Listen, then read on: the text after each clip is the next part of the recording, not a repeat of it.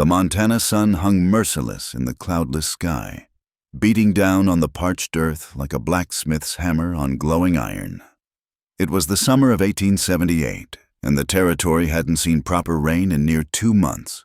The grass had turned from green to gold, then to a brittle brown that crunched underfoot like autumn leaves. Even the mighty Missouri River ran lower than any old-timer could remember, though the spring melt from the mountains still sent its waters churning fast and cold through the narrow channels. Samuel McGraw stood on the ridge overlooking his vast holdings, one weathered hand shading his eyes as he surveyed the thousands of acres that bore his brand.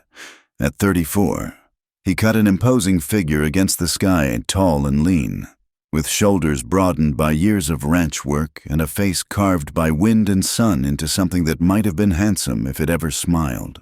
His dark hair, just beginning to show threads of silver at the temples, was mostly hidden beneath a well-worn Stetson that had seen better days. Sam's holdings stretched as far as the eye could see, from the river bottom where his cattle grazed on what green grass remained, to the pine-covered hills that marked the western boundary of his land. The Double M Ranch, named for his late wife, Margaret, was one of the largest spreads in the territory, built through 10 years of back-breaking work, shrewd business sense, and not a little luck. But all the land and cattle in Montana couldn't fill the hollow place that had opened in his chest 3 years past, when the fever took Margaret and their unborn child. Since then, Sam had become something of a ghost himself, haunting his own ranch, speaking only when necessary, and venturing into the nearby town of Willow Creek only when business absolutely demanded it. Down in the valley, the town itself dozed in the afternoon heat. Willow Creek had sprung up like a weed at the confluence of 2 streams, nourished by the cattle trade and the steady flow of settlers heading west. It boasted 2 saloons, a general store, a blacksmith, a small hotel that doubled as a boarding house, and a collection of rough-hewn buildings that housed everything from the land office to the new church the Presbyterians had built the previous spring. The arrival of the Northern Pacific Railway surveyors had set the town buzzing with dreams of prosperity. Track layers and engineers had swelled the population, bringing with them a rougher element that made the longtime residents lock their doors at night and keep their daughters close. It was into this simmering pot that Elizabeth Mayfield arrived on a dusty Tuesday afternoon, stepping down from the stage with nothing but a small carpetbag and the clothes on her back. At 18, she possessed the kind of beauty that made men stop mid-sentence and women narrow their eyes in suspicion. Her auburn hair, pinned up beneath a simple bonnet, caught the light like burnished copper, and her green eyes held a mixture of innocence and determination that seemed at odds with her shabby dress and worn boots.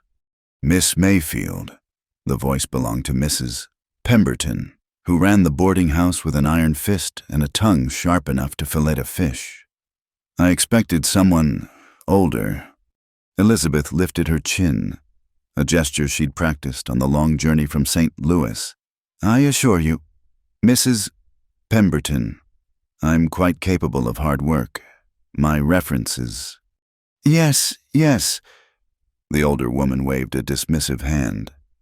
Father Mitchell vouched for you, said you were an orphan from his sister's parish. That's good enough, I suppose. Though Lord knows why a girl would travel all this way for work when there's plenty to be had back east.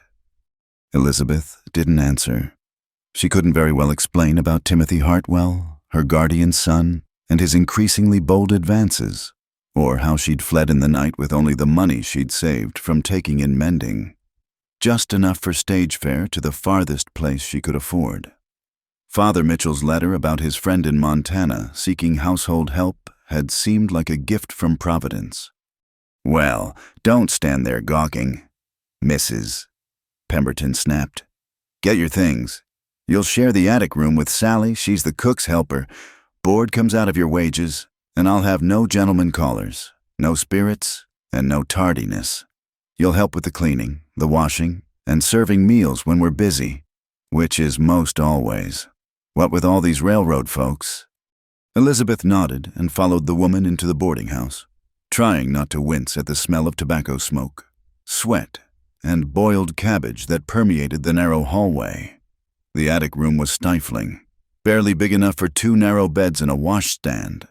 But it was clean, and it was shelter. She'd barely set down her bag when the dinner bell rang. And suddenly she was thrust into the chaos of serving 30 hungry men who ate like wolves and looked at her like she was dessert. The railroad workers were rough but mostly respectful, tipping their hats and mumbling thanks when she refilled their coffee cups. It was the town men who made her uncomfortable, especially Mayor Dawson. Josiah Dawson was what people called a coming man, ambitious, smooth-talking, with soft hands that had never held anything heavier than a pen or a whiskey glass. He'd arrived in Willow Creek 5 years prior with enough money to buy the largest house in town and enough charm to get himself elected mayor. Some said he'd made his fortune in California gold. Others whispered about dead partners and claim jumping, but none said it very loud. "Well, well," Dawson murmured as Elizabeth set a plate before him. "Mrs. Pemberton didn't mention she'd hired an angel." Elizabeth stepped back quickly, but not before his hand brushed against her skirt. "Will there be anything else, sir?" "Oh, I'm certain there will be, Miss Mayfield," she replied stiffly, already moving to the next table. "Miss Mayfield," he repeated, as if tasting the name. "We'll be seeing much more of each other, I think." The days that followed fell into a numbing routine. Up before dawn to help with breakfast, cleaning rooms while the boarders were out, helping with dinner, falling into bed exhausted only to start again the next day. The work was hard but honest, and Elizabeth began to hope she might find peace in this rough frontier town. But peace was elusive. Mayor Dawson seemed to be everywhere she turned, always with a compliment, always finding excuses to touch her arm or stand too close. The other girls whispered warnings about him, about other young women who'd caught his eye and either disappeared or ended up in the cribs behind the saloons. It was to escape his attention that Elizabeth began taking walks in the early morning. Before the town woke and when the air still held a hint of coolness, she'd found a path that led along the creek, where wild roses grew in tangles and deer came down to drink. It was on one of these walks, 3 weeks after her arrival, that everything changed. She'd ventured farther than usual, following the creek as it wound toward the river. Basket in hand to gather the wild strawberries Sally had mentioned grew in abundance near the water. The fruit was smaller than cultivated varieties, but sweet as honey. And Mrs. Pemberton had grudgingly agreed they could make preserves if Elizabeth did the picking on her own time. The morning was perfect, with just enough clouds to keep the heat at bay and a breeze that carried the scent of pine and sage. Elizabeth hummed as she picked, an old hymn her mother had taught her before the cholera took her parents and left her to the questionable mercy of distant relatives. She didn't notice how close she'd gotten to the river until the bank suddenly gave way beneath her feet. The basket flew from her hands as she scrambled for purchase on the crumbling earth. For a moment, she thought she might catch herself, fingers clawing at roots and rocks. Then the entire section of bank collapsed, and she tumbled down the steep slope in a shower of dirt and stones. The water hit her like a physical blow. Shockingly cold despite the summer heat, the current, swollen with snowmelt from the distant mountains, grabbed her immediately, spinning her like a leaf in a drain, her heavy skirts tangled around her legs, the fabric becoming leaden as it soaked through. She surfaced once, gasping, only to be pulled under again by the ruthless current. Panic seized her as water filled her nose and mouth. She couldn't tell which way was up, couldn't fight against the current that tumbled her over rocks and through rapids. Her lungs burned for air, and she knew with terrible clarity that she was going to die here, alone and unmourned in a place where no one even knew her real name. Then, through the roar of water and blood in her ears, she heard something else, hoofbeats, pounding hard and fast along the riverbank. A voice, shouting words she couldn't understand. Her hand broke the surface, grasping at nothing, and she felt herself going under for what would surely be the last time. Strong hands seized her wrists, hauling her up with such force that her shoulders screamed in protest. She gasped, coughed, retched river water as those hands shifted, one arm going around her waist while the other held fast as she realized dimly a rope. Then they were moving, the current still pulling at her but no longer in control, and suddenly there was solid ground beneath her feet. She collapsed on the riverbank, coughing and shaking, her entire body trembling with cold and shock. Slowly, she became aware of her rescuer kneeling beside her, his own breathing harsh from exertion. "You all right? Miss, can you hear me?" Elizabeth managed to nod. Though she couldn't stop shaking, she looked up through tangled, dripping hair and found herself staring into eyes the color of storm clouds, set in a face that was all angles and weathered planes. Sam McGraw looked back at her, and for a moment, neither of them moved. Then propriety reasserted itself, and Elizabeth tried to sit up straighter, acutely aware of how her wet clothing clung to every curve. "I thank you, sir. I don't know what the bank gave way, and River's running high with snowmelt," he said gruffly, already shrugging out of his coat to drape around her shoulders. "Dangerous to be wandering alone out here. You from town?" "Yes, I work at Mrs. Pemberton's boarding house. I was picking berries." Sam's expression darkened slightly at mention of the boarding house, but he only nodded. "Can you ride? My horse can carry us both back to town." Elizabeth's teeth were chattering too hard to answer immediately. When she finally managed to speak, the words surprised them both. "Please, could we wait just a moment? If I return like this, Mrs. Pemberton will, and Mayor Dawson." She broke off, fresh tears mingling with the river water on her cheeks. Something shifted in Sam's expression. He'd heard talk in town about Dawson's interest in the new serving girl, had seen the mayor's buggy parked outside the boarding house more often than mere civic duty would require. "You running from something, Miss?" "No, I mean, not exactly. Elizabeth pulled his coat closer, trying to find words that wouldn't sound like the ravings of a hysterical female. "I came here to work honestly, to make a new start, but he won't leave me be. And if I return looking like this, people will talk, and Mrs. Pemberton will dismiss me, and I'll have nowhere to go." Sam studied her for a long moment. He'd schooled himself not to care about other people's troubles, not to get involved, but there was something about this girl, soaking wet and shivering but still trying to maintain her dignity, that reminded him of another young woman who'd faced the frontier with courage. "My ranch house is closer than town," he heard himself saying. "You could dry off there, get warm. My housekeeper will find you something proper to wear." Elizabeth's eyes widened. "I couldn't possibly." "More proper than returning to town half-drowned," he pointed out. "Mrs. Chen will see to you. She's been with the ranch since before for many years." There was something in the way he cut off that sentence that told Elizabeth not to pursue it. She looked at him, this stern-faced cowboy who'd pulled her from the river, and made a decision that would change both their lives. "Thank you, Mr. McGraw. Sam McGraw." "Thank you, Mr. McGraw. I'm Elizabeth Mayfield, and I'm very grateful for your kindness." As Sam helped her onto his horse, neither of them noticed the rider watching from the opposite bank, one of Dawson's men who'd been following Elizabeth on the mayor's orders. The man wheeled his mount around and headed back to town at a gallop, carrying news that would set in motion events neither Sam nor Elizabeth could foresee. But for now, there was only the steady rhythm of the horse beneath them, the warmth of Sam's presence at her back, and the vast Montana sky stretching endlessly above, holding both promise and peril in its cloudless blue expanse. The ride to Sam McGraw's ranch seemed both endless and all too brief. Elizabeth clung to the saddle horn, acutely aware of the solid warmth of the man behind her, his arms bracketing her as he held the reins. Her wet clothes had soaked through his coat, and she shivered despite the warming sun.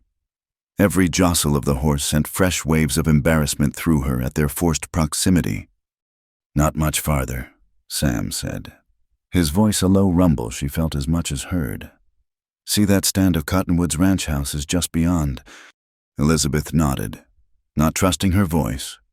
The events of the morning had taken on a dreamlike quality, the peaceful berry picking, the sudden plunge into icy water, the certainty of death followed by salvation in the form of this taciturn stranger. Now she was riding through countryside more beautiful than anything she'd imagined back in St. Louis, rescued by a man who spoke perhaps 10 words for every 100 she was accustomed to hearing from male acquaintances. The Double M Ranch house came into view as they crested a small rise, and Elizabeth caught her breath.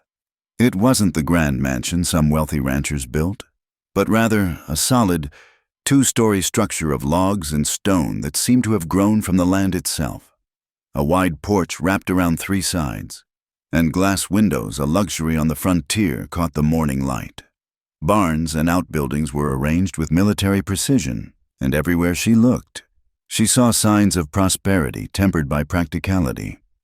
"It's beautiful," she said softly. Something shifted in Sam's posture. "My wife designed it," he said after a pause. "Said a home should stand firm against storms but welcome in the light." The past tense hung between them like morning mist. Elizabeth wanted to ask more, but sensed this was already more than he typically shared with strangers. As they approached the house, a small, neat woman emerged from the kitchen door, wiping flour-dusted hands on her apron. Mrs. Chen had a face that could have been anywhere from 40 to 60 years old, with silver threading through her black hair and eyes that missed nothing. "Mr. Sam?" She took in Elizabeth's sodden state and Sam's grim expression without visible surprise. "What happened?" "Miss Mayfield took an unexpected swim in the river," Sam said, dismounting and reaching up to help Elizabeth down. "She needs dry clothes and somewhere to rest." "Mrs." Chen clicked her tongue disapprovingly. "River no good this time of year. Too fast, too cold. Come, miss, we get you warm." Elizabeth's legs nearly buckled when her feet touched ground, and Sam's hand at her elbow steadied her. The brief contact sent an unexpected jolt through her that had nothing to do with her near drowning. "Thank you," she managed. "I'm sorry to be such trouble." "No trouble, Mrs." Chen said briskly, already ushering her toward the house. "You lucky Mr. Sam saw you. Not many riders out that way so early." "I was checking the north pasture fence," Sam said, but something in his tone made Elizabeth glance back at him. His expression was unreadable, but she had the strangest feeling he wasn't being entirely truthful. Had he been watching her walks? The thought should have frightened her, given her experience with unwanted male attention. But instead, she felt oddly protected. The interior of the ranch house was cool and dim after the bright morning sun. Elizabeth glimpsed a large main room with a stone fireplace, furniture that was sturdy rather than fashionable, and walls decorated with native blankets and what appeared to be watercolor landscapes. Then Mrs. Chen was leading her upstairs to a bedroom that made her stop in the doorway.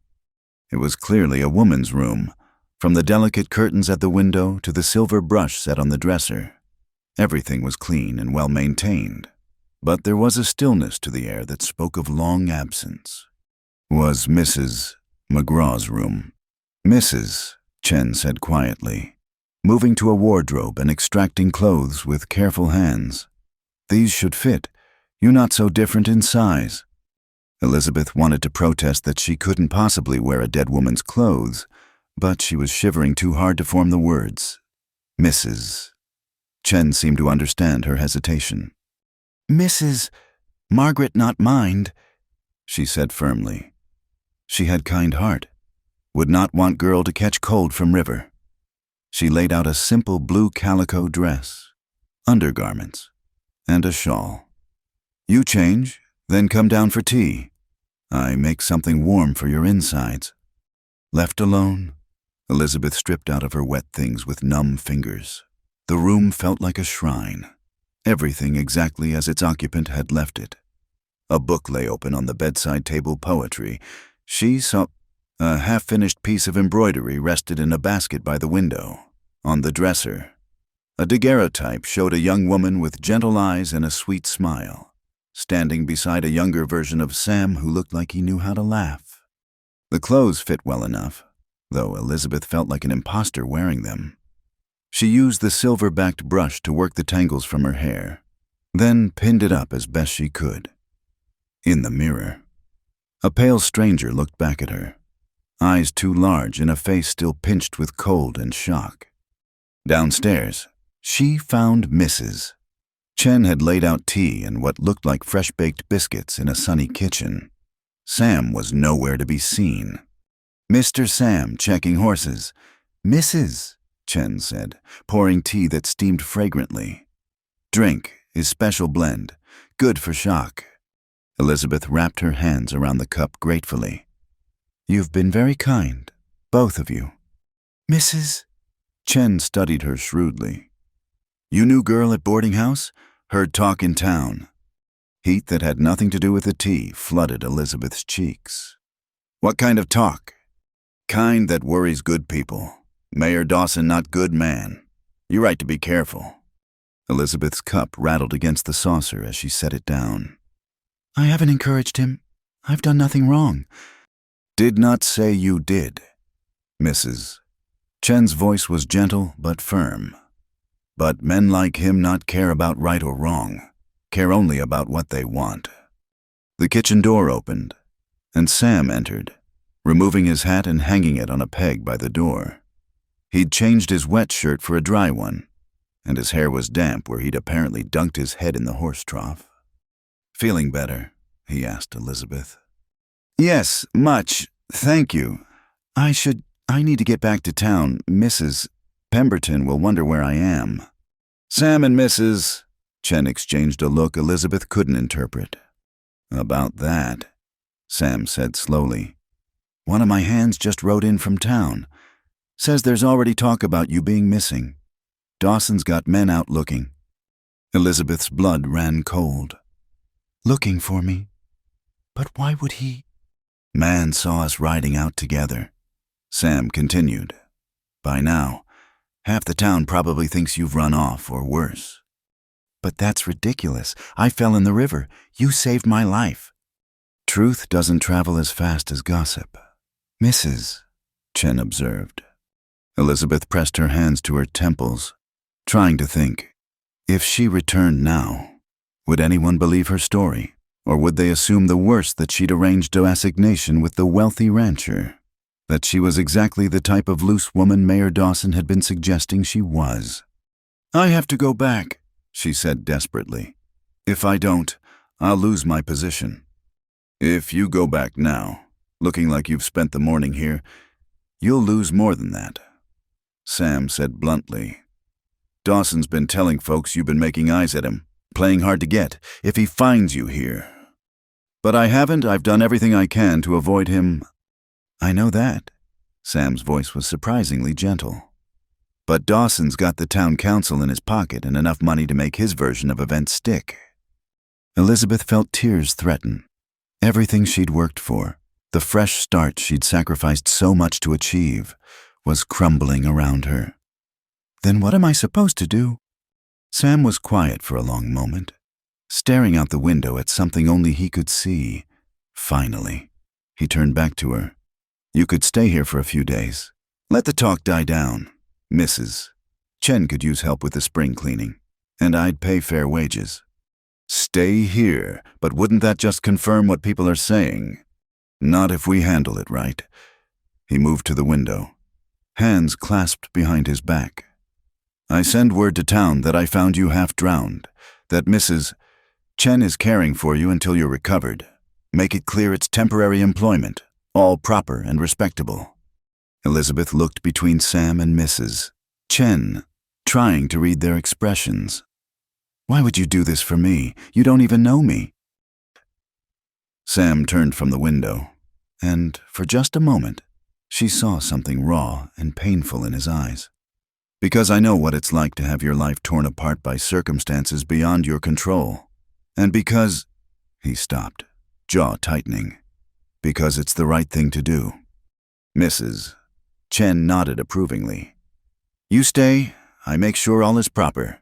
Town gossips have nothing to say when I'm done with them." Elizabeth's choices seemed to narrow down to 2: return to town and face ruin at Dawson's hands, or accept this unexpected sanctuary and hope the gamble paid off. Looking at Sam's stern but oddly kind face, at Mrs. Chen's determined expression, she made her decision. "All right," she said quietly. "I'll stay, but only for a few days, just until things settle down." Sam nodded curtly, already moving toward the door. "I'll send Jake to town with a message, and Miss Mayfield—" He paused in the doorway. "You're safe here. I give you my word on that." After he left, Elizabeth sat in the sunny kitchen, wearing a dead woman's dress and drinking tea from china that had known another's touch. She'd fled one danger only to land in the middle of something she didn't fully understand, a house full of ghosts. A man wrapped in solitude like armor, and a promise of safety that felt somehow more dangerous than any threat. "Mrs. Chen patted her shoulder with surprising gentleness. "You good girl. I can tell. Mr. Sam can tell too, though he not admit it. You stay, you work, you heal. Rest take care of itself." But as Elizabeth helped clear the tea things, she couldn't shake the feeling that nothing would ever take care of itself again. She'd been rescued from the river, but she was still drowning, just in a different kind of current. One that pulled her toward a man with storm cloud eyes and a heart locked away behind walls she couldn't begin to scale. Outside, Sam stood by the corral, ostensibly checking a horse's hooves, but really trying to understand what had possessed him to offer sanctuary to a woman he barely knew. He'd built his life on staying uninvolved, on letting the world flow around him while he remained untouched. But something about Elizabeth Mayfield, her dignity in the face of disaster, her refusal to succumb to tears or hysteria, the way she'd looked wearing Margaret's dress, had breached his carefully constructed defenses. He told himself it was simple Christian charity, nothing more. Told himself that in a few days, she'd return to town and he'd go back to his solitary existence. But somewhere deep in his chest, in the place he'd thought dead and buried with his wife, something stirred to life. It felt terrifyingly like hope. The first night in the McGraw ranch house passed like a strange dream. Elizabeth lay in the guest room, pointedly not Margaret's room, as Mrs. Chen had firmly established, listening to the unfamiliar sounds of the house settling around her. Wind sighed through the pines outside her window, and somewhere in the distance, a coyote called to its pack. The bed was softer than her narrow cot at the boarding house, the quilts warmer, but sleep eluded her until nearly dawn. She woke to sunlight streaming through calico curtains and the smell of coffee and bacon drifting up from the kitchen. For a moment, she couldn't remember where she was. Then it all came rushing back: the river, the rescue, the impossible situation she now found herself in.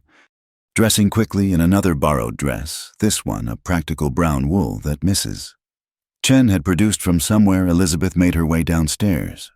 The house was quiet, except for sounds from the kitchen, and she took a moment to really look at her surroundings. The main room was larger than she'd first realized, dominated by a massive stone fireplace that would easily warm the space come winter. The furniture was well made, but simple. A leather sofa worn soft with age, 2 matching chairs, a reading table stacked with books and newspapers. What drew her attention were the paintings on the walls, watercolor landscapes, all clearly by the same hand, depicting the ranch through different seasons. They were skillfully done, capturing not just the physical beauty of the land, but something more, a sense of belonging, of home. Mrs. Margaret painted those." Elizabeth jumped, spinning to find Sam standing in the doorway. He was dressed for work in canvas pants and a blue shirt, his gun belt already strapped around his lean hips. "They're beautiful," she said, meaning it. "She was very talented." She was.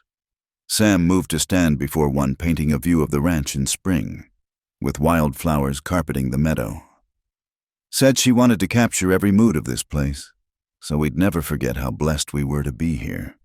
The wistfulness in his voice made Elizabeth's heart ache. "How long has she been gone?" 3 years. His voice went flat. Fever took her and the baby she was carrying. Doctor couldn't do anything except watch them fade. I'm so sorry. Sam turned from the painting, his expression carefully neutral again. Mrs. Chen has breakfast ready. Then she'll show you what needs doing. You sure you're up for work? Elizabeth lifted her chin. I'm stronger than I look, Mr. McGraw, and I don't take charity. Something that might have been approval flickered in his eyes. Fair enough. I'll be out with the hands most of the day. Mrs. Chen will look after you.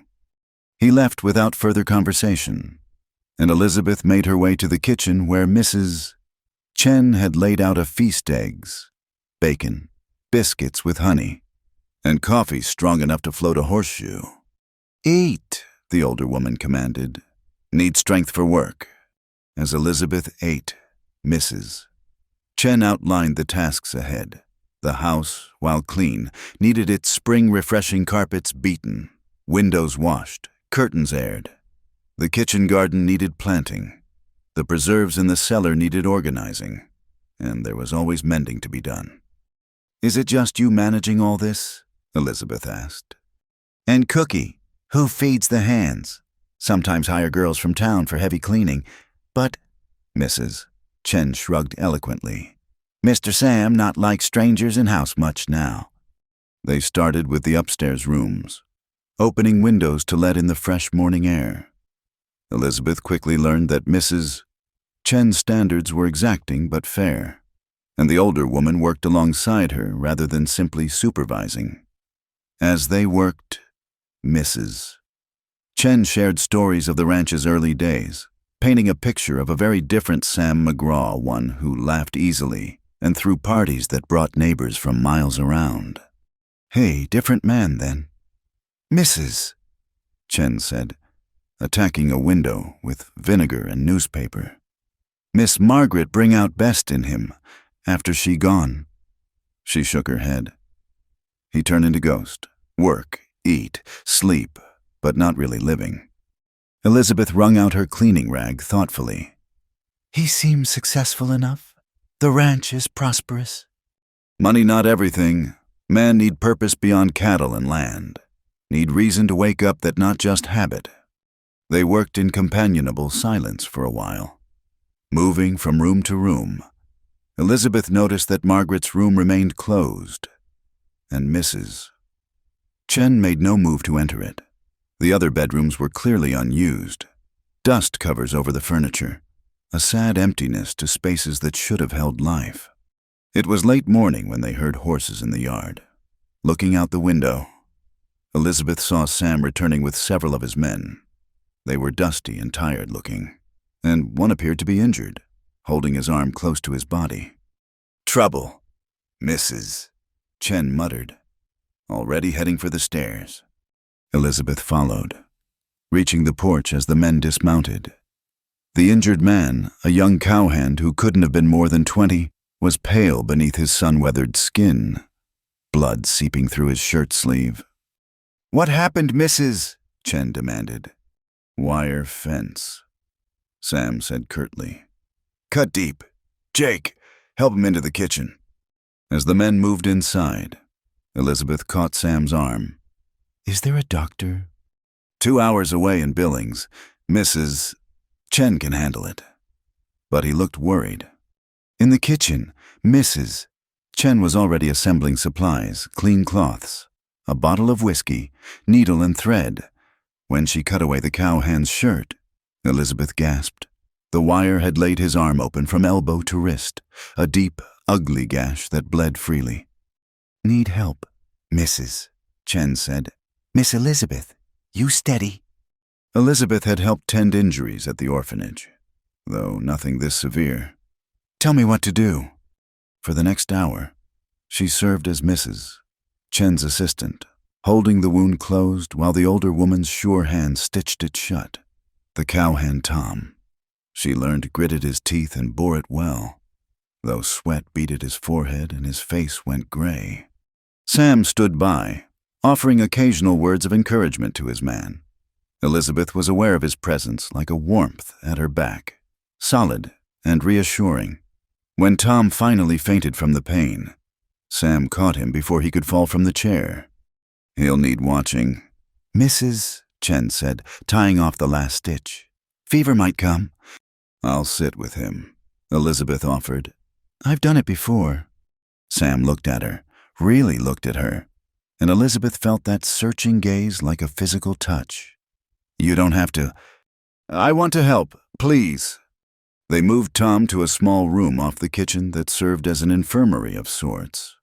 Elizabeth settled in a chair beside the narrow bed, a basin of cool water and cloths at hand. Sam lingered in the doorway. "Thank you," he said quietly. "Not many women would have stayed steady through that. I told you I was stronger than I look." She wrung out a cloth and placed it on Tom's forehead. "Besides, Mrs. Chen did all the real work." Still, he seemed to want to say more but couldn't find the words. Finally, he just touched his hat brim and left. The afternoon passed quietly. Tom drifted in and out of consciousness, muttering occasionally about fences and cattle. Elizabeth kept his fever down with cool cloths and gave him sips of water when he woke. Mrs. Chen checked on them periodically, bringing Elizabeth tea and a light meal. As the sun began to sink toward the mountains, painting the sky in shades of rose and gold, Sam returned. He'd washed the dust from his face and hands, and his hair was damp where he'd pushed it back. "How is he?" "Sleeping peacefully. The fever never took strong hold." Elizabeth stretched, wincing at the stiffness in her back. "You should rest, Mrs. Chen can take over." "In a bit?" She studied Tom's peaceful face, so young despite the hard life he'd chosen. "Does this happen often, the injuries?" Sam pulled up another chair, sitting with a tired sigh. "Often enough. Ranch work is dangerous on the best days. Horses, cattle, weather, they all take their toll. Yet men keep coming west, keep choosing this life. Freedom's worth the risk to some." He was quiet for a moment. "What about you? What brought you west?" Elizabeth had deflected this question from others, but something about the gathering dusk and the quiet intimacy of the sick room made her want to answer honestly. "I had no choice. My guardian son. He wanted things I couldn't give. When I refused, he made it clear I could either accept his suit or find myself on the street. So I ran." Sam's jaw tightened. "Your guardian allowed this?" "He was old, sick. Perhaps he didn't know, or perhaps he didn't care. His son would inherit everything, including responsibility for me. It seemed simplest to leave. That took courage." Elizabeth laughed softly, bitterly. "Did it? Sometimes I think I just traded one bad situation for another. At least there, I knew the dangers." "You're safe here," Sam said firmly. "I meant what I said about that." She looked at him then, this complex man with his weathered hands and haunted eyes. "Why does it matter to you? You don't know me." Sam was quiet so long she thought he wouldn't answer. When he did, his voice was rough. "Maybe because I remember what it was like to have someone see past the surface to who you really are. Margaret did that for me, saw a rough cowhand with big dreams and somehow decided I was worth believing in." He stood abruptly. "You reminded me of that when you fell in the river, not giving up, fighting to live even when the current was winning." Before Elizabeth could respond, Mrs. Chen appeared in the doorway. "I take over now. You both need food." They ate a quiet supper in the kitchen, stew and cornbread. Simple but satisfying. Sam seemed to have retreated behind his walls again, responding to Elizabeth's attempts at conversation with short answers. But when she rose to help clear the dishes, he stopped her. "You've done enough today? Get some rest." "I'm used to working." "I know, but you've earned a rest. Tom would have lost that arm without quick tending. Maybe worse." Elizabeth felt warmth bloom in her chest at the praise. "Good night then, Mr. McGraw." "Sam," he said quietly. "Just Sam." She climbed the stairs to her room, aware of his eyes following her. in her borrowed bed, listening to the night sounds of the ranch. Elizabeth thought about the strange turns her life had taken. A week ago, she'd been just another servant girl in a frontier town, invisible and unremarkable. Now she was, what? Not quite a guest, more than a servant, existing in some indefinable space in this house of memories. Through her window, she could see a light burning in the barn, where Sam was probably checking on the horses one last time. He was a good man, she realized, wounded, withdrawn, but fundamentally decent in a way that seemed increasingly rare. The way he'd worried over Tom, the respect he showed Mrs. Chen, the careful distance he maintained with her all spoke of character shaped by loss but not broken by it. She thought of the watercolors downstairs, of the woman who'd painted them with such love for this place. Margaret McGraw had been deeply loved in return. That much was obvious in every corner of this house, in every careful preservation of her memory. What would it be like, Elizabeth wondered, to be loved that way, to have someone build a life with you and around you, to leave such an indelible mark that years after your passing, your absence still shaped the world you'd left behind. Dangerous thoughts, she told herself firmly. She was here temporarily, just until the talk died down in town. Sam McGraw's ghosts were his own to wrestle with, and she had no business wondering about his heart or comparing herself to a dead woman's memory. But as sleep finally claimed her, Elizabeth's dreams were full of watercolor skies and storm cloud eyes, of strong hands pulling her from dark water into light. The storm rolled in from the mountains just after sunset on Elizabeth's 5th night at the ranch. She'd been in the kitchen with Mrs. Chen, learning to make sourdough bread, when the first rumbles of thunder echoed across the valley. Through the window, they watched lightning fork across a sky gone dark as pitch. "Big storm coming?" Mrs. Chen observed, covering the rising dough with a clean cloth. "You better close windows upstairs." Elizabeth hurried through the house, latching shutters and closing windows against the coming rain. The air had turned electric, making her skin prickle with anticipation. In the distance, she could see Sam and his men driving the horses into the barn, their shouts barely audible over the rising wind. By the time she'd secured the last window, rain was hammering against the roof like bullets. The house, so solid and reassuring in fair weather, seemed to shake under nature's assault. Lightning flashed almost continuously, turning the world outside into a series of stark, silver photographs. She found Mrs. Chen in the kitchen, calmly preparing a late supper despite the chaos outside. "Storm like this, men be hungry when they come in," she explained. "You set table." But as Elizabeth laid out plates and silverware, the storm intensified beyond anything she'd experienced. Thunder crashed so loud it rattled the dishes, and the wind howled like a living thing, when a particularly violent crack split the air, followed by the sound of splintering wood. She couldn't suppress a cry of fear. "Just tree falling," Mrs. Chen said.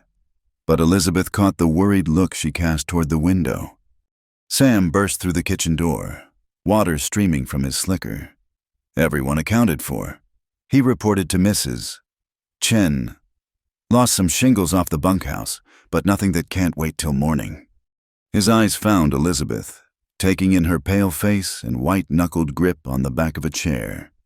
"First Montana storm." She managed a nod, embarrassed by her obvious fear. "I didn't know they could be so—" Another crash of thunder cut her off, so loud and close that the whole house seemed to shake. The lamp flames flickered wildly, and Elizabeth felt panic claw at her throat. Storms in St.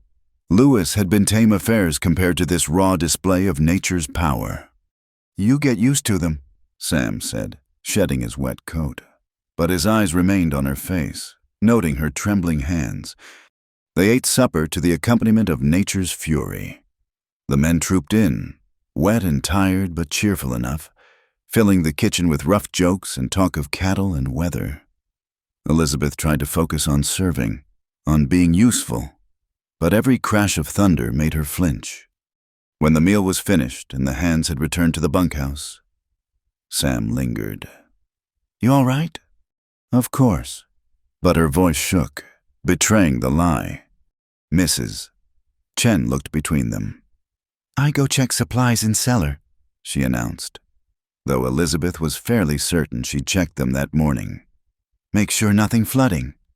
Left alone with Sam, Elizabeth began clearing dishes, needing something to do with her hands. "You must think me foolish, being afraid of a little weather."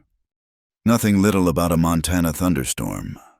He moved to the window, watching the lightning paint the sky. Margaret was terrified of them too. First year we were married, said it was like God was right overhead, shouting. It was the first time he'd volunteered information about his wife without prompting. Elizabeth set down the plates she was holding. What did she do to get through them? A ghost of a smile touched his lips. "Made me tell her stories, said my voice could drown out any thunder." The smile faded. "Haven't had cause to tell stories in a long while." Lightning flashed again, so bright it turned night to day. The following thunder was immediate and deafening. Elizabeth couldn't stop the small sound of distress that escaped her. And suddenly Sam was there, his hand on her elbow. "Come on," he said gently. "Let's get you away from all these windows." He led her to the main room, where the curtains were drawn and the stone walls felt more substantial. But even here, the storm's fury penetrated, and when a particularly violent crash shook the house, Elizabeth found herself pressed against Sam's side, her fingers twisted in his shirt. "I'm sorry," she gasped, trying to pull away. "I don't know what's wrong with me." "Nothing's wrong with you." His arm came around her shoulders, warm and solid. Storm this bad would spook anyone. They stood there for a moment, Elizabeth painfully aware of every point of contact between them, his arm around her, her cheek against his chest, the steady thud of his heartbeat under her ear. He smelled of rain and leather and something uniquely him, and she felt safer than she had since arriving in Montana. "Tell me a story," she whispered, echoing his long-ago Margaret. "Please." She felt him tense, knew she'd crossed some invisible line, but then he guided her to the sofa, settling them both on the worn leather. His arm remained around her, and after a moment, he began to speak. "When I first came to Montana, I had nothing but a horse, a saddle, and dreams bigger than sense. Worked for other men, learned the business, saved every penny. One day, riding boundary for the rocking jay, I created this rise and saw this valley spread out like a painting." His voice was low and steady, painting pictures of the land as it had been, wild and untamed. He told of claiming his first sections, of building the original cabin with his own hands, of cattle drives and bitter winters, and the slow accumulation of land and livestock that had built the Double M. As he talked, Elizabeth found her fear receding. The storm still raged, but it had become background noise to the rumble of Sam's voice, the rise and fall of his chest under her cheek. She was acutely aware that she should move away, that this closeness was highly improper, but couldn't bring herself to break the spell. "Then, one spring, I went to Helena for supplies," he continued. "There was a church social, and this rancher's daughter from back east was playing piano. She had hair like sunshine and a smile that lit up the room. When she finished playing, she looked straight at me and said, 'Are you going to ask me to dance, Cowboy, or just stand there like a fence post?' And Elizabeth smiled against his shirt. "Margaret?" "Margaret." The name came out like a prayer. "Took me 3 trips to Helena before I worked up courage to court her proper. Her father thought she'd lost her mind, wanting to marry a nobody with more ambition than assets. But she saw something in me I didn't even see in myself." Thunder crashed again, but Elizabeth barely noticed. "She sounds wonderful." "She was," his arm tightened slightly around her, "full of life and laughter. Made this house a home, made the hard work worth doing. When she—" He stopped, swallowed hard. "When I lost her, I thought I'd lost everything that mattered. Turns out a man can keep breathing even with his heart carved out. Just becomes a habit instead of a choice." Elizabeth lifted her head to look at him. In the lamplight, his face was all planes and shadows, beautiful in its weathered strength. "That's no way to live." "No," he agreed quietly. "It's not." Their eyes met and held. Elizabeth became intensely aware of how close they were, of the heat of his body against hers, of the way his gaze dropped to her lips. The air between them crackled with more than storm electricity. "Elizabeth," he said, her name rough on his tongue. His free hand came up to cup her cheek, thumb brushing across her cheekbone with devastating gentleness. She should pull away, should remember that she was here temporarily, that he was still in love with a ghost, that anything between them could only lead to heartache. Instead, she leaned into his touch, her own hand coming up to cover his. "Sam," she whispered. Lightning flashed, thunder boomed, and as if the storm had broken something loose inside him, Sam's mouth found hers. The kiss was gentle at first, almost hesitant, as if he was remembering how after years of abstinence. Then Elizabeth made a small sound of encouragement, and gentleness gave way to hunger. His hand slid into her hair, pins scattering as he angled her head to deepen the kiss. She responded instinctively, inexpertly, but with enthusiasm, her arms winding around his neck. When they finally broke apart, both were breathing hard. Sam's eyes were dark, pupils blown wide, and Elizabeth knew hers must look the same. The storm outside was nothing compared to the one raging in her chest. We shouldn't," Sam began, but Elizabeth placed her fingers over his lips. "Please," she said softly. "Don't apologize. Not for that." He caught her hand, pressed a kiss to her palm that sent shivers down her spine. "I'm not sorry," he admitted. "That's the problem. I should be, but I'm not." They stayed like that, caught between propriety and desire, until another crash of thunder made Elizabeth jump. Sam pulled her close again, and she went willingly, tucking her head under his chin. "The storm's passing," he murmured into her hair. "Listen, the thunder's getting more distant." He was right. The rain still pounded against the windows, but the lightning flashes were less frequent, the thunder rumbling away toward the east. Elizabeth knew she should move, should put proper distance between them, but couldn't bring herself to leave the circle of his arms. "I've been dead for 3 years," Sam said suddenly. "Going through the motions, building the ranch bigger and bigger like it could fill the hole she'd left. Then you fell in that river, and when I pulled you out—" He paused, struggling for words. "It was like something in me woke up, something I thought was buried with her." Elizabeth's heart ached for him, for them both. "I'm not her," she said gently. "I could never be her." "I know." He pulled back enough to look at her face. "That's not what I want. Margaret is gone, and I'll carry that loss till I die. But you—" His thumb traced her lower lip. "You make me want to be among the living again." Before Elizabeth could respond, footsteps on the porch announced Mrs. Chen's return. They sprang apart like guilty children, Elizabeth hastily trying to pin up her disheveled hair, while Sam stood and moved to tend the fire he'd ignored all evening. "Mrs. Chen took in the scene with knowing eyes, but said only, "Storm passing. Cellar stay dry." "Good," Sam said, not turning from the fireplace. "I should check the stock once more before bed." He left without looking at Elizabeth, though she felt the effort it cost him. Mrs. Chen studied her for a long moment, taking in her flushed cheeks and swollen lips.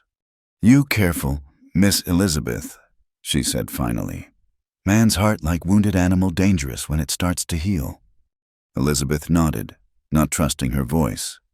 She helped Mrs. Chen with the last of the evening chores, then climbed the stairs to her room, but sleep was impossible. Every time she closed her eyes, she felt Sam's mouth on hers, heard his voice painting pictures of the life he'd built and lost. Through her window, She watched the last of the storm clouds scud across the moon. The air smelled clean and new, washed by rain. In the barn, a light showed Sam was still checking on his animals, taking refuge in work as he always did. She pressed her fingers to her lips, still feeling the phantom pressure of his kiss. She'd come here seeking safety, a temporary harbor from the storms of her own life. Instead, she'd found herself in the center of an entirely different tempest, one that threatened to sweep away all her careful plans and leave her forever changed. The smart thing would be to leave, to return to town and take her chances with gossip and Mayor Dawson's pursuit. The safe thing would be to maintain distance, to be an employee and nothing more. But as Elizabeth finally drifted toward sleep, she knew she would do neither, like Sam. Something in her had awakened something that had been dormant all her proper, careful life, and like a flower turning toward the sun, she found herself helplessly drawn to the warmth of it. Consequences be damned. The storm had passed, leaving the world washed clean and gleaming. But in its wake, it had left something far more dangerous, the seeds of a love that could either heal two wounded hearts or destroy them both completely. The news came with the supply wagon 3 days after the storm. Elizabeth was in the garden, helping Mrs. Chen harvest early vegetables. When she heard the commotion in the yard, Jake, one of the younger ranch hands, came running. "Miss Elizabeth, mister, Sam wants you at the house. Now." The urgency in his voice made her stomach clench. She found Sam on the porch, his face carved from stone, talking to Will Patterson, who drove supplies between the ranch and town.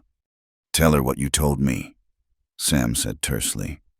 Will shifted uncomfortably, not meeting Elizabeth's eyes. "Well, miss, there's talk in town. Mayor Dawson, he's been saying things. Says you stole money from Mrs. Pemberton before you ran off. Says you've been, well, that you're here doing things that ain't proper." Elizabeth felt the blood drain from her face. "That's a lie?" "Course it is," Will said quickly. "Most folks know Dawson's full of wind, but he's got the sheriff listening. And there's talk of bringing you back to town for questioning." "On what grounds?" Sam's voice was dangerously quiet. "Theft, for one. Moral corruption for another. Dawson's claiming she tried to seduce him, and when he refused, she set her sights on you. Mr. McGraw says she's a fortune hunter, here to take advantage of a grieving widower." Elizabeth sank onto the porch steps, legs suddenly unable to support her. In the days since the storm, since that kiss that had changed everything, she and Sam had maintained a careful distance. But the awareness between them had only grown stronger, crackling like static electricity whenever they were in the same room. "There's more," Will continued reluctantly. "Dawson's got some of the town council convinced you're holding her here against her will. He's talking about riding out with a posse to rescue her." Sam's hand went to his gun belt, an unconscious gesture that made Will step back. "Let him try." "Sam?" Elizabeth stood, placing a hand on his arm.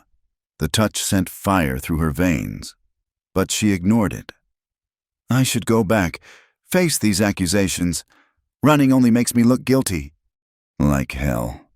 He turned to her, eyes blazing. "You go back there. You'll be in jail or worse before sunset. I know Dawson's type. He doesn't want justice, he wants you." "Mr. McGraw's right," Will said. "Dawson's been drinking heavy, talking wild, says if he can't have you willing, he'll take what he wants anyway.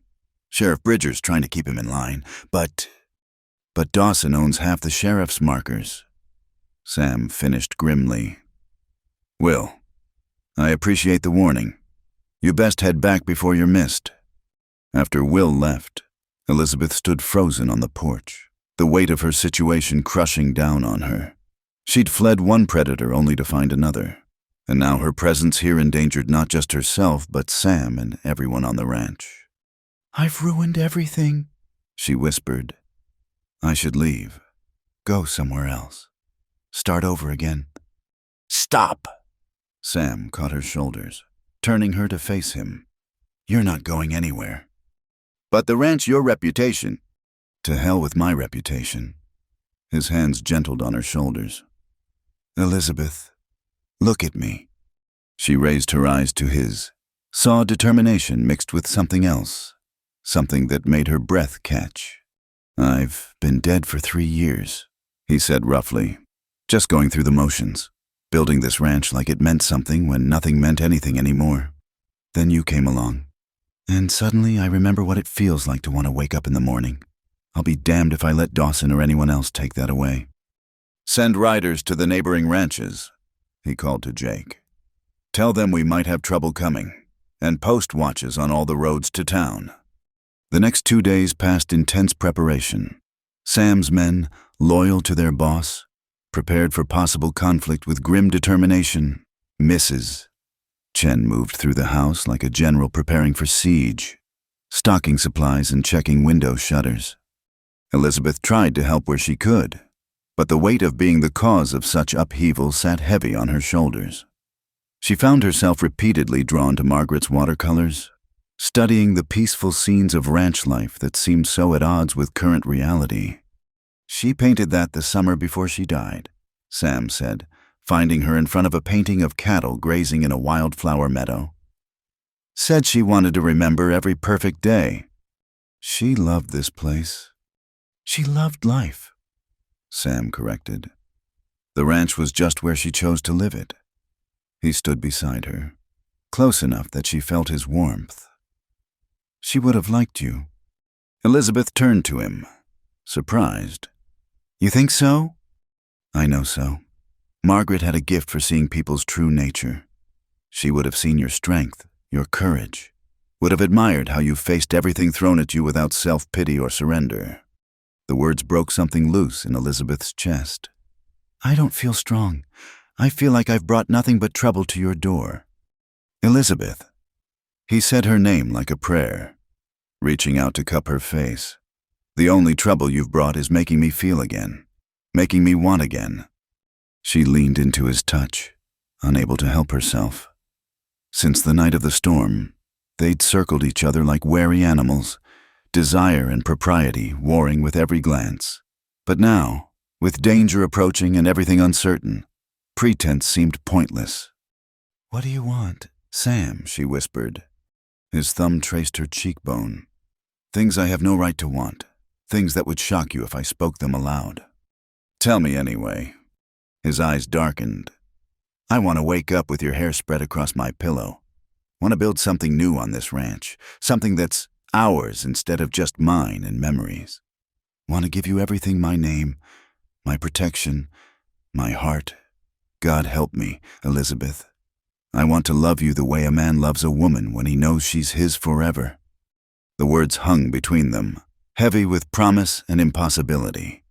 Elizabeth's heart raced, torn between elation and despair. But Dawson can go to hell. Sam's voice turned fierce. I've spent 3 years running from feeling anything. I won't run from this. Before she could respond, he kissed her with all the pent-up longing of the past days. Elizabeth melted against him, her arms winding around his neck as he backed her against the wall. This kiss was different from their first, desperate, claiming, full of promises neither dared speak aloud. When they broke apart, both breathing hard, Sam rested his forehead against hers. Stay, he said roughly. Whatever comes, we'll face it together. Just stay. Yes, she breathed, and felt him shudder against her. The sound of approaching horses shattered the moment. Sam was instantly alert, one hand going to his gun as he moved to the window. Riders coming hard from town. Jake called from the yard. Looks like Sheriff Bridger and maybe a dozen men. Elizabeth's blood turned to ice. They've come for me? They've come to try, Sam corrected grimly. He turned to her, gripping her shoulders. Go upstairs. Lock yourself in my room. It's the most defensible. Don't come out no matter what you hear. Sam, no. I won't hide while you... This isn't a debate. His voice brooked no argument. Mrs. Chen, take her upstairs. Now. The older woman appeared as if by magic, taking Elizabeth's arm with surprising strength. As they climbed the stairs, Elizabeth heard Sam giving orders to his men, his voice calm and controlled despite the situation.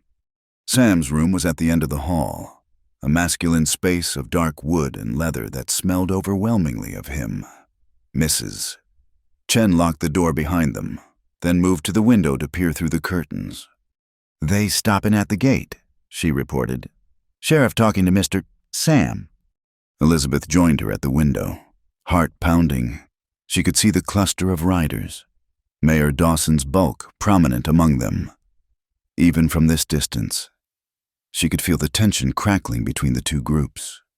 The conversation below was too quiet to hear, but body language told its own story. Dawson gestured wildly, pointing at the house. Sam stood with deceptive casualness, but Elizabeth knew him well enough now to recognize the coiled readiness in his stance. Then Dawson made a mistake. He pushed past the sheriff, advancing on Sam with one hand moving toward his gun.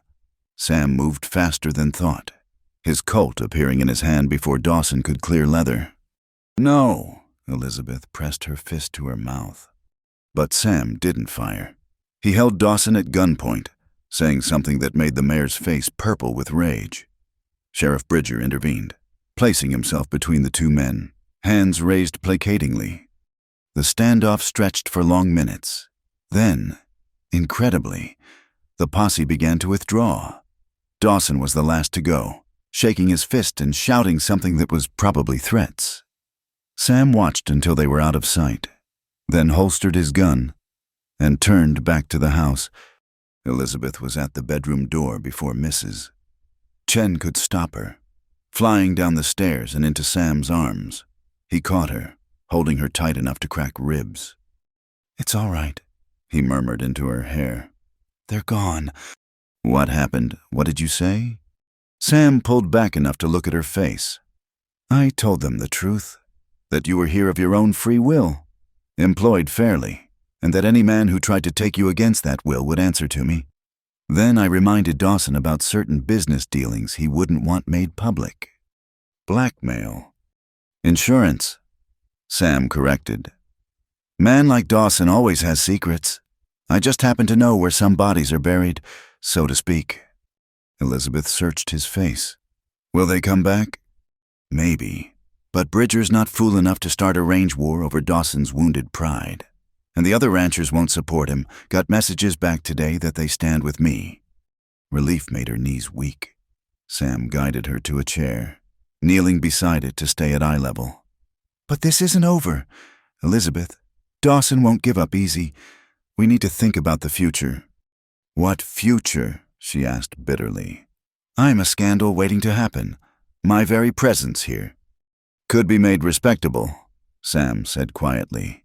"If you were willing." Elizabeth's heart stopped. "Sam." He took her hands in his work-rough ones. "I know it's too soon. Know you deserve better than a rushed proposal with danger at the door. But Elizabeth, He stopped, swallowed. "I love you. Didn't think I could love again, but you've proved me wrong. If you'll have me, I'll spend every day showing you how much." Tears blurred Elizabeth's vision. "Sam McGraw, are you proposing to me?" "Badly," he admitted with a crooked smile. "Margaret always said I had no romance in my soul. But yes, I'm asking you to marry me, to be my wife, my partner, the mother of the children I hope we'll have, to help me build a life that's about more than just survival." Elizabeth thought of all the reasons she should say no. The ghost of his first wife, the scandal that followed her, the vast differences in their situations. Then she looked into his eyes and saw none of that mattered, only the love shining there, the promise of a future she'd never dared dream of. "Yes," she whispered. "Yes, Sam, I'll marry you." His kiss was answer enough, full of joy and promise and relief. When they broke apart, the ranch hands were cheering from the yard. Mrs. Chen was wiping tears from her eyes, and Elizabeth felt something she'd never experienced before, the feeling of coming home. The wedding was set for the following Sunday, with Reverend Morrison coming from the neighboring valley to perform the ceremony.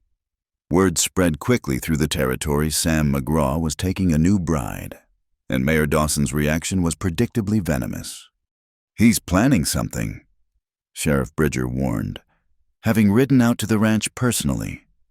"Can't prove it, but he's been meeting with those railroad roughnecks, talking about justice and protecting the town's moral standards." Sam received the news with grim acceptance. "Let him come," he said quietly. "I've posted extra guards, and the neighbors have promised men if needed." Elizabeth tried to focus on wedding preparations, but the shadow of Dawson's threat hung over everything. Mrs.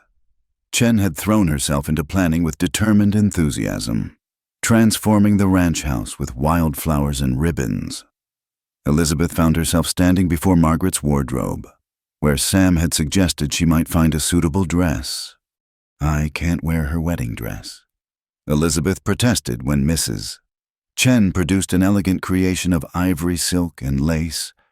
"Is not wedding dress," Mrs. Chen corrected. "This one she wear to church socials. Wedding dress I pack away long ago, mister. Sam not ready to see that." The dress fit as if made for her, and Elizabeth tried not to think about the woman who'd worn it before. She was learning to live with Margaret's ghost, understanding that Sam's heart was large enough to hold both past and present. The morning of the wedding dawned clear and bright. Neighboring ranchers and their families had begun arriving the night before, turning the Double M into a festive gathering. The women had taken over the kitchen, preparing enough food to feed an army, while the men congregated in the yard, rifles prominently displayed in a clear message to any unwelcome visitors. Elizabeth stood in her borrowed room, hands trembling as she pinned up her hair. Through the window, she could see Sam directing preparations, looking handsome in his best black suit. Her heart swelled with love and anxiety in equal measure. A knock interrupted her thoughts. "Come in." To her surprise, it was Sam who entered, closing the door behind him. "You shouldn't be here," she said, though she was glad to see him. "It's bad luck." "To hell with luck." He crossed to her in 2 strides, pulling her into his arms. "I needed to see you, to make sure you haven't changed your mind." "Never," she promised, melting against him. "Though I wish we could just slip away, have Reverend Morrison marry us quietly." "So do I," he admitted. "But showing the territory that you're my wife, that you have my protection and name that's important now. Dawson needs to see that the whole community stands with us." Elizabeth nodded, understanding the strategy even as she wished for simplicity. "I love you, Sam McGraw." "And I love you." He kissed her thoroughly, leaving her breathless. "In a few hours, you'll be Mrs. McGraw, and I'll be the luckiest man in Montana." But their happiness was short-lived. Just as Sam turned to leave, Jake burst through the door without knocking. "Mister, Sam Ryder's coming, looks like Dawson with maybe 20 men." Sam's expression hardened. "Armed to the teeth." Elizabeth felt ice in her veins as Sam strapped on his gun belt. "Stay here," he ordered. "Jake, you guard this door. Nobody gets to her." "Sam, wait!" But he was already gone, boot heels ringing on the stairs. From the window, Elizabeth watched the confrontation unfold. Dawson and his men, a mix of his regular toughs and railroad workers lured by promises of pay or drink, formed a semicircle at the ranch gate. Sam emerged with his own men, the visiting ranchers falling in beside them. The odds were more even than Dawson had expected, and Elizabeth saw him hesitate. Reverend Morrison, a tall, austere man with steel-gray hair, stepped between the two groups. "Gentlemen, this is a day for celebration, not violence. Surely whatever grievances—" "My grievance is with that woman," Dawson shouted, pointing at the house. "She's a thief, and worse, I've come to see justice done." "You've come to force your unwanted attentions on an innocent woman," Sam replied, his voice carrying clearly. "And you'll leave disappointment, one way or another." The tension stretched taut as a bowstring. Elizabeth pressed her fists to her mouth, watching. Then one of Dawson's men made the fatal error of drawing his gun. The yard erupted in chaos. Sam's Colt appeared in his hand like magic, and his first shot sent Dawson's man spinning to the ground, clutching his shoulder. Then everyone was shooting, diving for cover, the wedding guests scattering. Elizabeth couldn't stand watching helplessly, despite Jake's protests. She ran downstairs and out the kitchen door, keeping low as she made for the barn where the women and children had taken shelter. She never made it. Dawson himself intercepted her.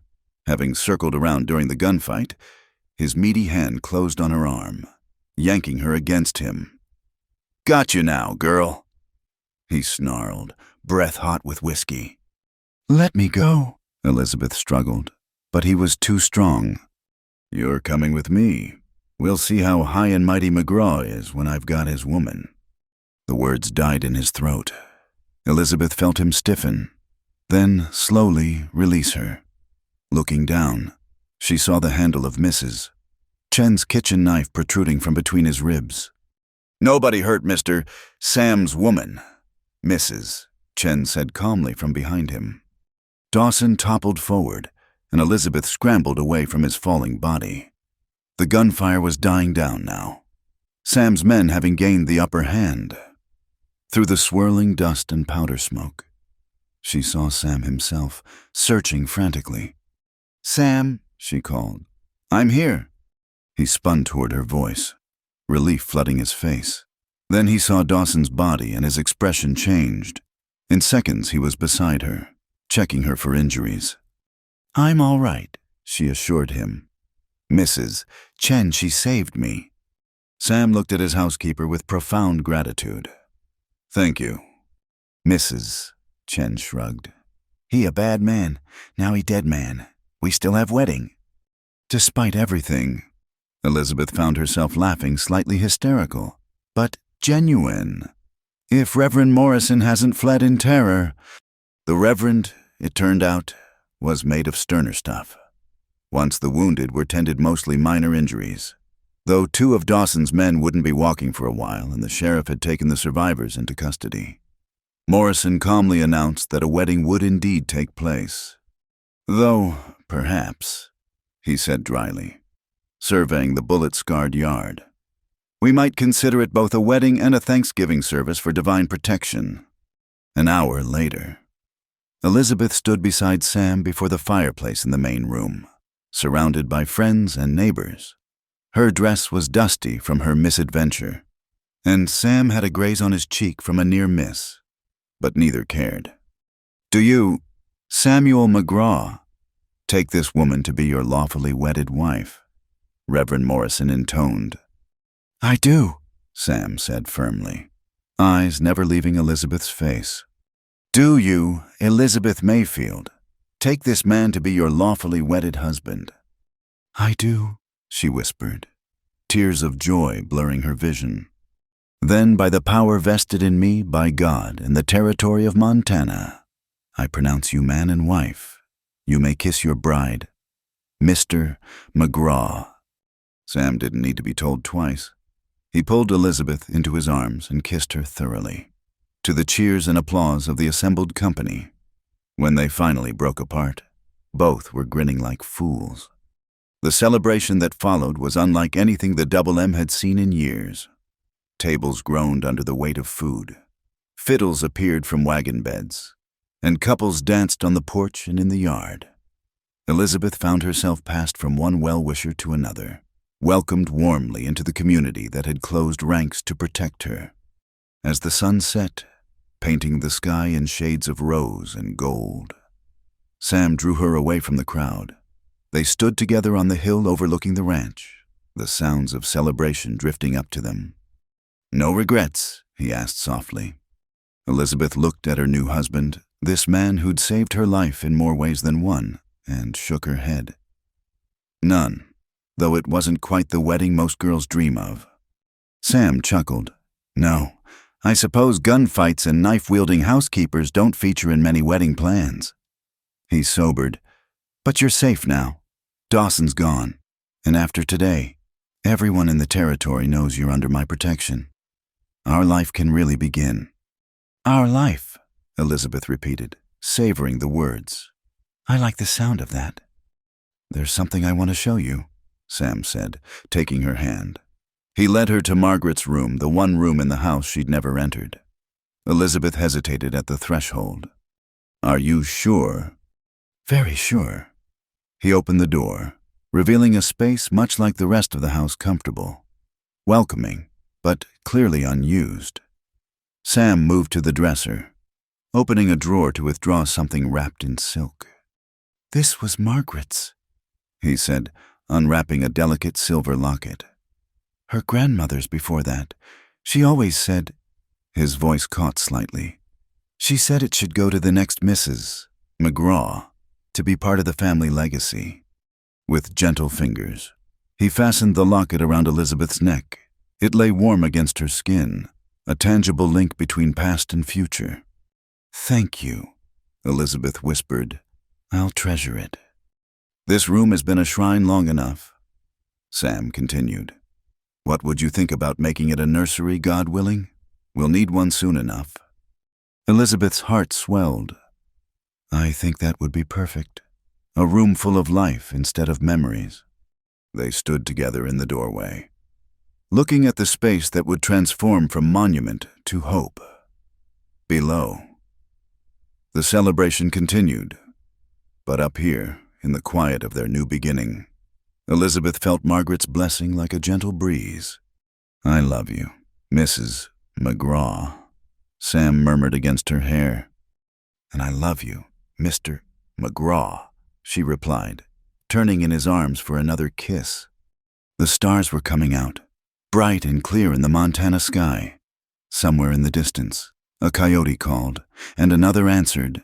But here, in the circle of Sam's arms, Elizabeth was home. The girl who'd fallen in the river was gone, replaced by a woman who'd found love, purpose, and belonging in the most unexpected place. Their story was far from over. There would be challenges ahead. Children to raise, a ranch to run, a life to build together. But for now, in this perfect moment, it was enough to stand together and watch the stars appear. Two hearts that had found their way through loss and fear to love. The first light of dawn painted the Montana sky in shades of pearl and rose as Elizabeth stood on the porch of the ranch house, a shawl wrapped around her shoulders against the morning chill. 3 months had passed since the wedding. 3 months of building a life with Sam that exceeded her wildest dreams. "You're up early." Sam's voice came from behind her, warm with the intimacy of shared mornings. His arms encircled her waist, pulling her back against his chest. "I couldn't sleep," she admitted, leaning into his warmth. "Too much to think about." "The baby." His hand moved protectively over her still flat stomach, where new life had taken root. "Among other things." She turned in his arms, studying his beloved face. "Sam, I need to tell you something." His expression grew concerned. "What is it?" Elizabeth took a breath, gathering courage for what she'd been planning to say for days. "I received a letter yesterday from St. Louis." Sam tensed. "From your guardian?" "From his lawyer, Mr. Hartwell. My guardian passed away last month. His son Timothy died 2 weeks before that in a saloon fight." She paused, watching emotions play across Sam's face. "They've left me an inheritance, not much, but enough to give me choices." "Choices?" Sam's voice was carefully neutral, but she felt the sudden tension in his body. "That's what I need to talk to you about." Elizabeth took his hands in hers, feeling the calluses that spoke of hard work and dedication. "When I came here, I was running from something. When I married you, part of me was still running from Dawson, from scandal, from being alone. But Sam—" She squeezed his hands tightly. "I need you to know that I'm not running anymore. I'm choosing you. This life, this place. Not because I have to, but because I want to. Because I love you more than I thought it possible to love anyone." Sam's eyes closed briefly, and when he opened them, She saw tears threatening. "Elizabeth." "I'm not finished," she said gently. "I want to use the inheritance to contribute to the ranch, to be a true partner, not just in name but in investment. This is my home now, our home, and I want to help build our future." "You don't need to." "I know I don't need to, but I want to. Can you understand that?" Sam pulled her close, burying his face in her hair. "Every day," he said roughly. "Every single day. You find new ways to amaze me. Yes, I understand. And yes, we'll build this together, as partners in every way." They stood there as the sun climbed higher, casting long shadows across the land that was now truly theirs. The ranch had prospered in the months since their marriage, with Elizabeth proving herself an able partner in more than domestic matters. She'd reorganized the account books, established better relationships with suppliers in town, and her education allowed her to handle correspondence that Sam had always struggled with. "There's something else," Elizabeth said eventually. "I think we should move out of the main house." Sam pulled back, frowning. "What, why?" "Not far," she hastened to explain. "But that rise to the east, where the old cabin used to stand, I thought we could build our own house there. This one could become the foreman's residence. Or guest quarters. She struggled to find the right words. "I love this house, but it's full of another woman's dreams. I'd like to build something that's ours from the foundation up." Sam was quiet for a long moment, and Elizabeth feared she'd overstepped. Then he smiled, the expression transforming his weathered face. "Margaret always said that house should be built on that rise, said it had the best view in the whole valley. I think she'd approve of your plan." "We don't have to—" "No," he interrupted. "You're right. It's time. This house served its purpose. Gave us shelter when we needed it. But you're my wife, the mother of my children. You deserve a home that's yours in every board and nail." The sound of horses interrupted their conversation. A rider was approaching at a gallop, and Sam's hand moved automatically to the gun he still wore. "It's Jake," Elizabeth said, recognizing the young cowhand. "Something's wrong." Jake pulled up hard, his horse lathered with sweat. "Mr. Sam, we got trouble at the north pasture. Fence is down and there's about 50 head missing. Looks like rustlers. And the trail's fresh." Sam's expression hardened.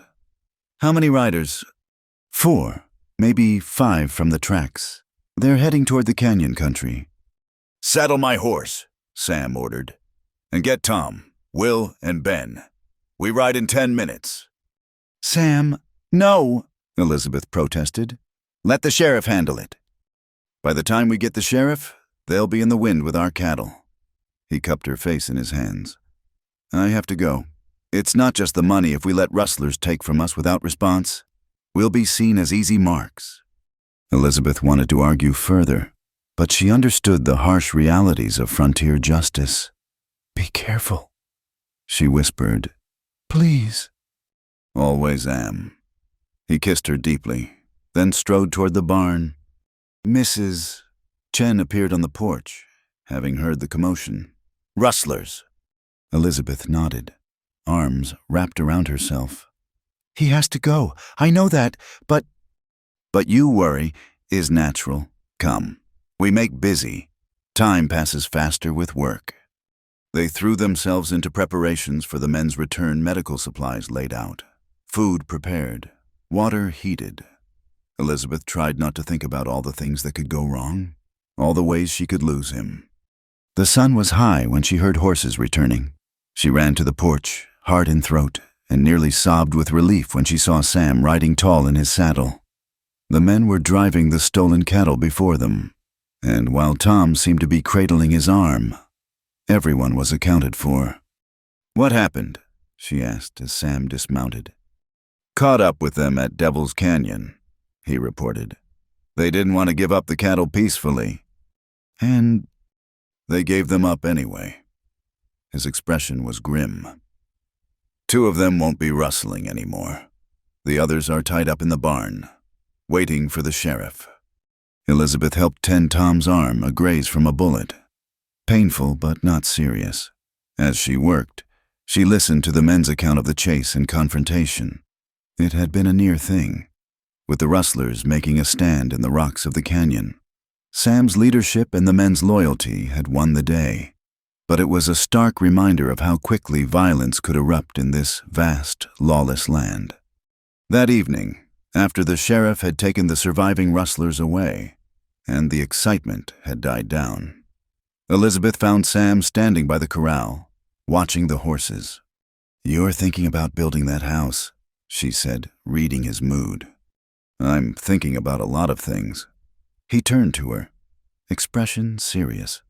Today could have gone differently, if it had. But it didn't. But it could have. And with a baby coming. He pulled her close.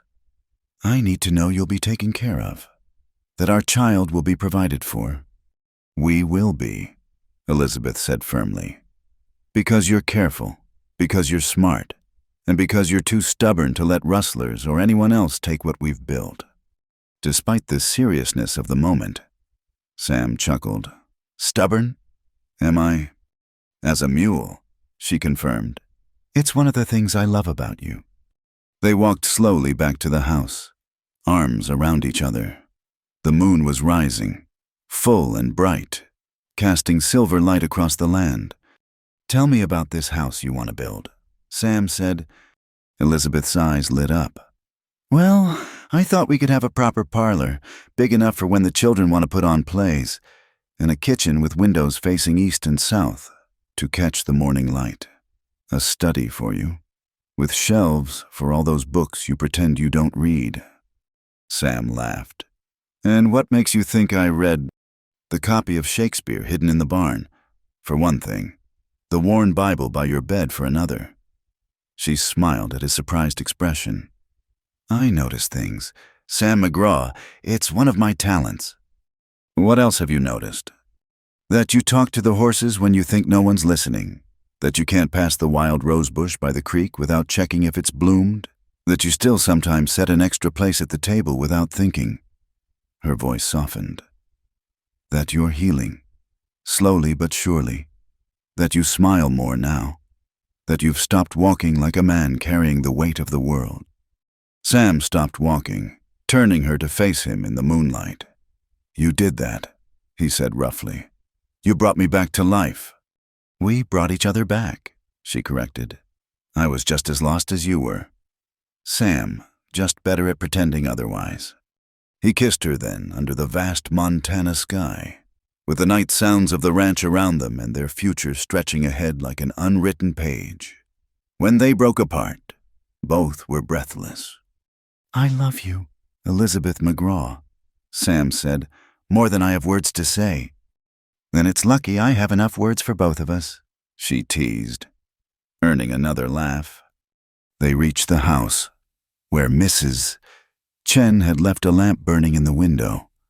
Tomorrow would bring its own challenges. There were always fences to mend, cattle to tend, the constant battle against weather and predators and the harsh realities of frontier life. But tonight, they had each other. They had their dreams, and they had the choice they'd made to face whatever came together. "I want to name our first son James," Elizabeth said suddenly, "after your father, and if it's a girl, perhaps Rose, for the wild roses by the creek where you saved me." Sam's hand covered hers over her stomach. "Perfect choices," he agreed, "for our perfect life." It wasn't perfect, of course. Nothing ever was. But it was theirs, built on mutual choice rather than necessity, strengthened by trial rather than weakened by it. The girl who'd fallen in the river had found her salvation not just in rescue, but in the freedom to choose her own path. And the man who'd pulled her from the water had discovered that a heart could indeed love twice, different but equally deep. As they climbed the stairs to their bedroom, Elizabeth fingered the locket at her throat. Margaret's locket, now hers, a symbol of continuity rather than competition. Tomorrow, she would start sketching plans for their new house. Tomorrow, Sam would ride out to check the herds and plan for the future. Tomorrow, Their child would be one day closer to joining them in this beautiful, challenging, chosen life. But tonight, they had each other, and that was more than enough. In choosing each other, they had chosen hope over fear, love over loneliness, and a future bright with possibility under the endless Montana sky. Forever, Elizabeth whispered as Sam drew her into their room. Forever, he agreed. And in that moment, forever seemed not only possible but inevitable, as certain as the sunrise that would paint their world golden come morning. Spring arrived early that year, painting the Montana Valley in shades of emerald and gold. The new house stood proud on the eastern rise, its fresh-cut timber gleaming in the morning sun. Elizabeth stood on the broad porch, one hand resting on her swollen belly, watching as Sam directed the final touches on their new home. "Easy with that window," he called to the workers. "That glass came all the way from Denver." Elizabeth smiled at his protective tone. The house had become his project as much as hers, and she'd watched with joy as he threw himself into creating something new rather than preserving something old. The structure was simple but solid, 2 stories of good Montana timber, with large windows to let in light, and a wraparound porch perfect for watching sunsets. Mrs. McGraw. Young Tom, fully healed from his rustling encounter, rode up with a mail from town. Letter here marked urgent. Elizabeth's heart skipped as she recognized the handwriting. Her friend Sarah from St. Louis, one of the few who'd stood by her when she fled. With trembling hands, she opened the letter. Sam appearing at her side as if sensing her distress. "What is it?" he asked, steadying her with a hand at her back. It's about Timothy Hartwell's estate. Apparently, he had gambling debts, significant ones. The creditors are claiming they extend to any inheritance I might have received." Sam's jaw tightened. "How much?" "More than the estate was worth." Elizabeth sank into the porch chair Sam had carved himself, specially designed to accommodate her changing figure. "They're threatening legal action if I don't pay." "Let them threaten," Sam said firmly. "You don't owe them anything. Timothy's debts died with him." "But if they come here, then they'll meet the same welcome Dawson did." He knelt beside her chair, taking her hands. "Elizabeth, you're not that frightened girl anymore.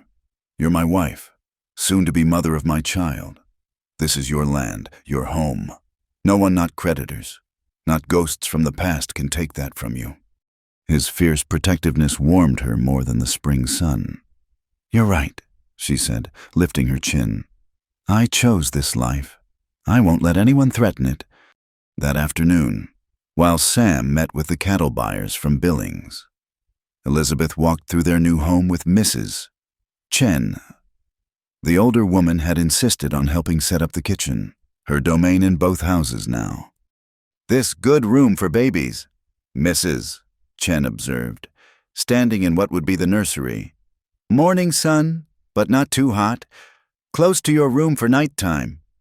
"Babies plural," Elizabeth laughed. "Let me birth this one first before we plan more. You young, healthy Mr. Sam Strong will be many babies." Mrs. Chen's eyes twinkled. "House needs filling with laughter." As if in response, the baby kicked strongly. Elizabeth gasped, pressing both hands to her belly. "Oh, that was a big one." "Baby knows we talking about them," Mrs. Chen said wisely, already wanting attention. They were interrupted by the sound of multiple horses approaching. Elizabeth moved to the window, expecting to see Sam returning with the cattle buyers. Instead, she saw a group of strangers, 5 men in city clothes, led by someone who could only be a lawyer. Mrs. Chen," she said quietly. "Please get Jake in the other hands." The older woman took one look at the riders and hurried out the back. Elizabeth straightened her dress and stepped onto the porch, grateful that Sam had insisted she'd learn to use the shotgun mounted just inside the door. "Gentlemen," she called, pitching her voice to Carrie. "State your business." The lawyer, A thin man with sharp features, dismounted. "I'm looking for Elizabeth Mayfield."